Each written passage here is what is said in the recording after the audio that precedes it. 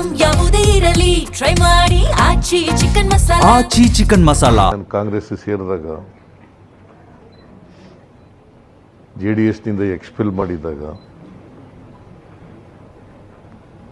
ನಾನು ಅಹಿಂದ ಚಟುವಟಿಕೆಗಳನ್ನು ಮಾಡ್ತಾ ಇದ್ದಾಗ ನಮ್ಮಲ್ಲಿ ಯಾರು ಜನರಲ್ ಸೆಕ್ರೆಟರಿ ಇದ್ರಲ್ಲ ಆಂಟೋನಿ ಅವರಲ್ಲಪ್ಪ ಮುಸ್ಲಿಂ ಇದ್ರಲ್ಲ ಇನ್ನೊಬ್ರು ಸತ್ತೋದ್ರಲ್ಲ ಅಹಮದ್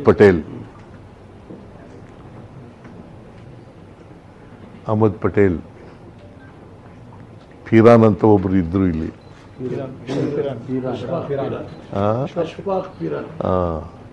ಅವರು ನನಗೆ ಮತ್ತೆ ಅಹಮದ್ ಪಟೇಲ್ಗೆ ಭೇಟಿ ಮಾಡಿಸಿ ಆಮೇಲೆ ಸೋನಿಯಾ ಗಾಂಧಿ ಅವ್ರನ್ನ ಭೇಟಿ ಮಾಡಿ ನಾನು ಕಾಂಗ್ರೆಸ್ ಸೇರೋದಕ್ಕೆ ತೀರ್ಮಾನ ಮಾಡಿದೆ.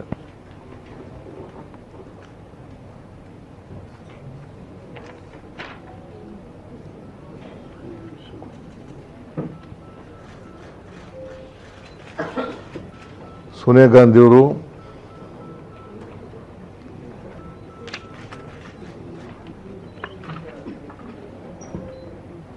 ರಾಹುಲ್ ಗಾಂಧಿಯವರು ಅವತ್ತು ನಾನು ಕಾಂಗ್ರೆಸ್ ಸೇರಿದಾಗ ಮಲ್ಲಿಕಾರ್ಜುನ್ ಖರ್ಗೆ ಅವರು ಸ್ಟೇಟ್ ಪ್ರೆಸಿಡೆಂಟ್ ಆಗಿದ್ದರು. ಅವತ್ತು ನನ್ನ ಜೊತೆಯಲ್ಲಿ ಸುಮಾರು 8 ಜನ ಶಾಸಕರು ಸೇರ್ಕೊಂಡ್ರು, ಕಾಂಗ್ರೆಸ್ ಸೇರ್ಕೊಂಡ್ರು. ಅವರಲ್ಲಿ ಕೆಲವರು ಸತ್ತೋಗಿದ್ದಾರೆ. ಮಂಚನಹಳ್ಳಿ ಮಾದೇವನ್ ಅವರು ಸತ್ತೋಗಿದ್ದಾರೆ, ಕೃಷ್ಣಮೂರ್ತಿ ಸತ್ತೋಗಿದ್ದಾರೆ, ಕಡೂರು ಕೃಷ್ಣಮೂರ್ತಿ, HY ಮೇಟಿ ಅವರು ಸತ್ತೋಗಿದ್ದಾರೆ.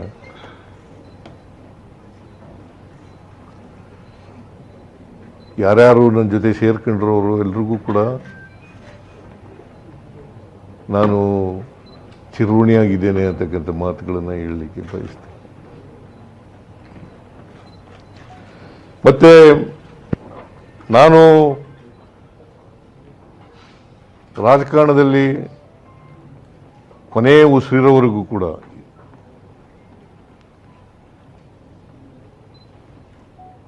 ಕೋಮುವಾದಿ ಶಕ್ತಿಗಳ ವಿರುದ್ಧ ಹೋರಾಟ ಮಾಡ್ತೇನೆ.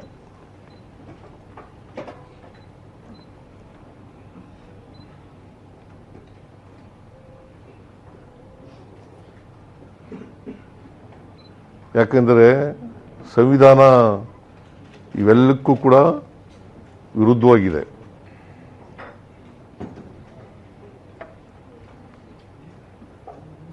ನಾನು ಸಂವಿಧಾನದಲ್ಲಿ ನಂಬಿಕೆ ಇಟ್ಕೊಂಡಿರ್ತಕ್ಕಂಥವ್ನು.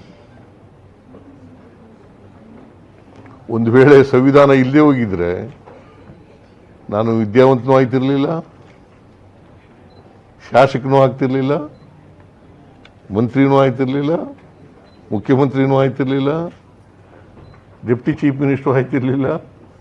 ಸಂವಿಧಾನದಿಂದಲೇ ಆಗಿರೋದು. ಬಾಬಾ ಸಾಹೇಬ್ ಅಂಬೇಡ್ಕರ್ ಅವರು ಕೊಟ್ಟಿರ್ತಕ್ಕಂಥ ಸಂವಿಧಾನ.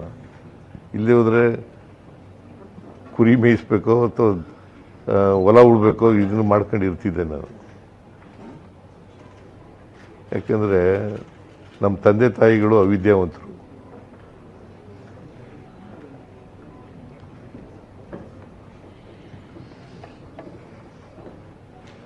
ಅದರಿಂದ ಕೊನೆ ಉಸಿರಿರೋವರೆಗೂ ಕೂಡ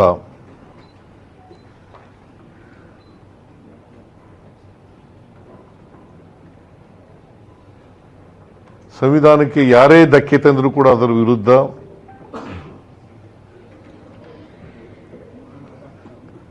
ಕೋಮುವಾದಿ ಶಕ್ತಿಗಳ ವಿರುದ್ಧ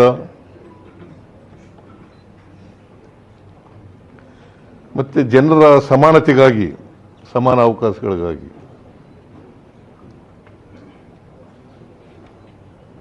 ಹೋರಾಟ ಮಾಡ್ತೇನೆ ಅಂತಕ್ಕಂಥ ಮಾತುಗಳನ್ನು ಈ ರಾಜ್ಯದ ಜನತೆಗೆ ವಿನಮ್ರವಾಗಿ ಹೇಳಲಿಕ್ಕೆ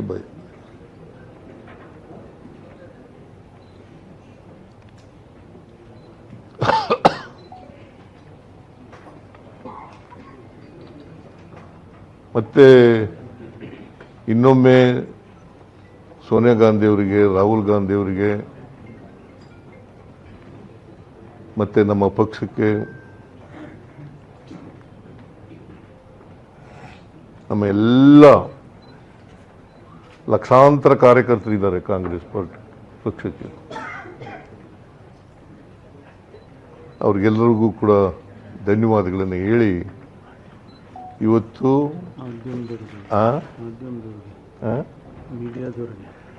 ಆಮೇಲೆ ನೀವು ಇಷ್ಟು ವರ್ಷ ಸಹಾಯ ಮಾಡಿದ್ದೀರಿ, ಸಹಕಾರ ಕೊಟ್ಟಿದ್ದೀರಿ. ಯಾಕೆ ನಗ್ತಾ ಇದ್ದೀರಿ? ಯಾಕೆ ನಗ್ತಾ ಇರೋದು? ಯಾಕೆ ನೀವು ಸಹಾಯ ಮಾಡಿಲ್ವ ನನಗೆ?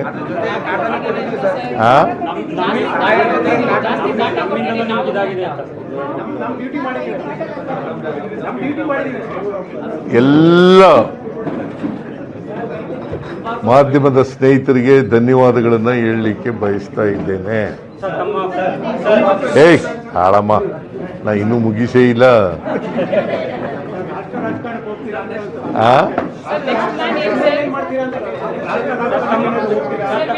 ಈಗ ಹೈಕಮಾಂಡ್ನವರು ನನಗೆ ರಾಜ್ಯಸಭಾಕ್ಕೆ ಹೋಗಿ ಅಂತ ಹೇಳಿದ್ರು. ರಾಜ್ಯಸಭಾಕ್ಕೆ ಹೋಗಿ ಅಂತ ಹೇಳಿದ್ರು. ನಾನು ಬಹಳ ವಿನಮ್ರವಾಗಿ ಆಗಲ್ಲ ಅಂತ ಹೇಳಿದೆ. ನಾನು ರಾಷ್ಟ್ರ ರಾಜಕಾರಣದಲ್ಲಿ ನನಗೆ ಆಸಕ್ತಿ ಇಲ್ಲ, ರಾಜ್ಯ ರಾಜಕಾರಣದಲ್ಲೇ ಇರ್ತೀನಿ ಅಂತ ಹೇಳಿದ್ದೀನಿ. ನನಗೆ ಇನ್ನು ಜನ ಆಯ್ಕೆ ಮಾಡಿರೋದು ನನಗೆ 5 ವರ್ಷಕ್ಕೆ, ಇನ್ನೂ 2 ವರ್ಷ ಇದೆ. ಅಲ್ಲಿವರೆಗೆ ಕರ್ನಾಟಕದ ಜನಗಳ ಪರವಾಗಿ ಮತ್ತು ನಮ್ಮ ಕ್ಷೇತ್ರದ ಜನಗಳ ಪರವಾಗಿ ಮುಂದಿನ ರಾಜಕೀಯ ಪಯಣದಲ್ಲಿ ನಿಮ್ಮ ಪಾತ್ರ ಹೇಗಿರುತ್ತೆ ಸರ್ಕಾರದ ವಿಚಾರದ ಸಂದರ್ಭದಲ್ಲಿ? ನಾನು ಈಗಾಗಲೇ ಹೇಳಿದ್ದೀನಿ, I will continue in active politics.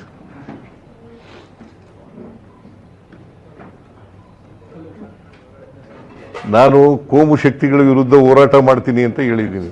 ರಾಜಕೀಯ ಪಾತ್ರ ಅಂದ್ರೆ ಡೆಲ್ಲಿಯಲ್ಲಿ ಯಾವ ತರಾತುರಿಯಲ್ಲಿ ಆಗ್ಲಿಲ್ವಾ ಸರ್? ಕಾರಣ ಏನು ಸರ್? ಏನು ನಿಜವಾದ ಕಾರಣ ಏನು ಸರ್ ರಾಜೀನಾಮೆಗೆ? ನಾನು ಮೊದಲಿಂದ ಹೇಳ್ತಾ ಇದ್ನಲ್ಲ, ಹೈಕಮಾಂಡ್ನವರು ಯಾವಾಗ ಹೇಳ್ತಾರೆ ಆವಾಗ ಕೊಡ್ತೀನಿ ಅಂತ ಹೇಳಿದ್ದೆ. ಒತ್ತಡ ಏನಾಗ್ತದೆ? ನಾನೇ ಸ್ವಯಂ ಪ್ರೇರಿತನಾಗಿ ಅವ್ರು ಹೇಳಿದ ತಕ್ಷಣ ಕೊಟ್ಟಿದ್ದೇನೆ.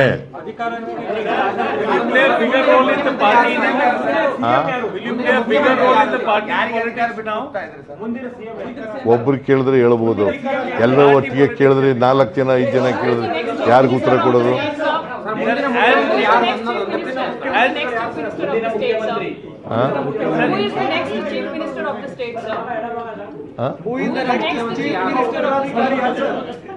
Whatever legislative party takes a decision, High Command takes a decision, he will be the Chief Minister. As a Chief Minister,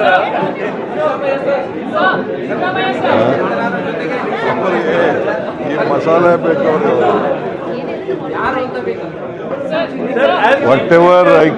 Whatever legislative party takes a decision, Congress legislative party takes a decision, and High Command takes a decision, he will be the Chief Minister of the state. sir, as CM didn't get time for party politics. ನಿಮಗೆ ಸಾಕು ಅಂತ ಅನ್ಸುತ್ತೆ. ನಡ್ರಿ, thank you.